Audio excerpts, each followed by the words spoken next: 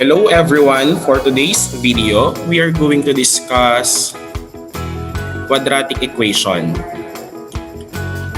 So the learning competencies are: first, define a quadratic equation, and second, formulate a quadratic equation in the standard form.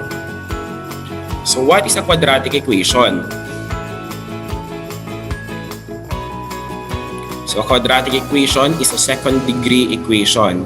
It means that the highest exponent is 2. So whenever we see an equation which has an exponent of 2, therefore that is a quadratic equation. But what is an exponent? So let us recall an exponent. So in this specific example, we have 2 raised to 3. So 2 is the base and 3 is the exponent. Let's have examples of quadratic equation. So we have number 1, x squared plus 5x plus 3 is equal to 0. 2x squared minus 4x plus 9 is equal to 0. Number 3, we have 5x squared plus 8 is equal to 0. Number 4, we have 9x squared minus 4x is equal to 0. So if you have noticed, so all of these examples have an exponent of 2. So therefore, these are examples of quadratic equation. So what is the standard form of the quadratic equation? So the standard form of the quadratic equation is represented by ax squared plus bx plus c is equal to 0, where ax squared is called the quadratic term, bx is the linear term, and c is the constant. So that is an example of a quadratic equation in the standard form. We have x squared plus 5x minus 14 is equal to 0, whereas x squared is the quadratic term, 5x is the linear term, and negative 14 is the constant. So remember, we have first the quadratic term, the second is the linear term, and the third one is the constant. So dapat ganun ang arrangement. Laging nauuna si quadratic term to be followed by the linear term, and the last one is the constant. And on the right side of the equation, ang ilalagay natin doon is 0. So that is an example of a quadratic equation. So if you have noticed, so x squared is the quadratic term, 5x is the linear term, and negative 14 is the constant.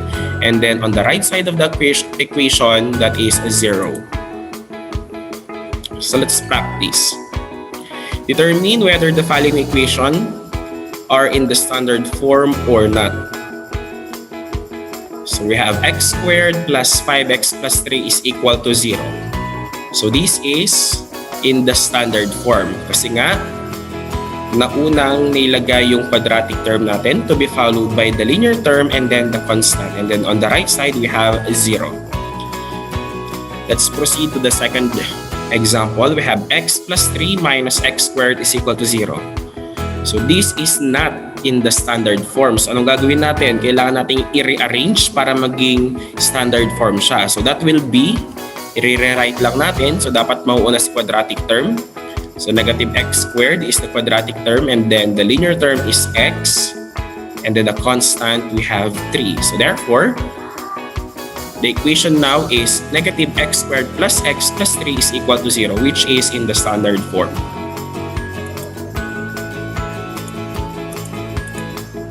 Next, we have 4x squared plus x is equal to 4. So is it in the standard form or not? So this is not in the standard form. So we are going to rearrange this again to be in the standard form. So mauuna dapat si quadratic term, which is 4x squared, to be followed by the linear term, which is x. And then what we are going to do with the constant, which is 4, ililipat natin sa left side. Whenever we transpose a term from left side to right side or right side to the left side, the sign of the term will change. So kanina positive to, since transpose natin siya sa left side, it will become negative. So therefore, the equation now is 4x squared plus x minus 4 is equal to 0, which is in the standard form. We have negative 5x squared plus x is equal to 0. Is it in the standard form or not? So this is in the standard form. It is possible na meron tayong mga missing terms as long as nasusundan natin yung arrangement na quadratic term, linear term, constant, tapos sa right side is 0. So in this case, wala lang tayong constant. But this is a possible quadratic equation.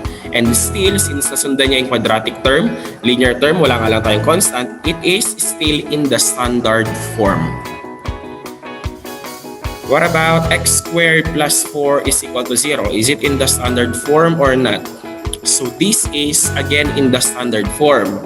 Though we have a missing term, but it follows the arrangement which is quadratic term, then linear term, then constant. Wala tayong linear term, but we have a quadratic term and then constant. So this is a possible quadratic equation. Now let's talk about complete quadratic equation. So kanina meron tayong mga na-encounter na mga missing terms. So we're going to discuss complete quadratic equation. So complete quadratic equation is an equation composed of a quadratic coefficient, linear coefficient, and a constant. Meaning, kumpleto. Okay? So let's have examples. We have x squared plus 5x plus 3 is equal to 0. We have 2x squared minus 4x plus 9 is equal to 0. And negative x squared plus x plus 2 is equal to 0. So all of these examples are complete quadratic equation because they have quadratic term, the linear term, and a constant. So let's have the first one. So x squared plus 5x plus 3 is equal to 0. So this is a quadratic equation in a complete quadratic equation. So anong gagawin natin ngayon? We are going to determine the value of the quadratic, okay, which is a to be represented by a. So a is equal to 1, that is for the quadratic term. B is for the linear term or linear coefficient, which is 5, and c is for the constant. So a is equal to 1, b is equal to 5, c is equal to 3. So saan ang galing yung mga yan? Sa numerical coefficient ng ating quadratic equation. Sir, wala naman tayong 1 dito sa quadratic term. So pag wala tayong nakalagay na number dito or numerical coefficient, automatic that is 1. So x squared is a quadratic term, 5x is the linear term, and 3 is the constant. Let's have another. 2x squared minus 4x plus 9 is equal to 0. So what's the value of a? So a is 2, b is negative 4, so be careful with the sign, dapat kinuha niyo yung sign. And c is 9, whereas 2x squared is the quadratic term, negative 4x is the linear term, and 9 is the constant. Then another example, we have negative x squared plus x plus 2 is equal to 0. So a is negative 1, okay, so negative yan. B is positive 1, okay, and c is positive 2. Negative x squared is the quadratic term, x is the linear term, and 2 is the constant.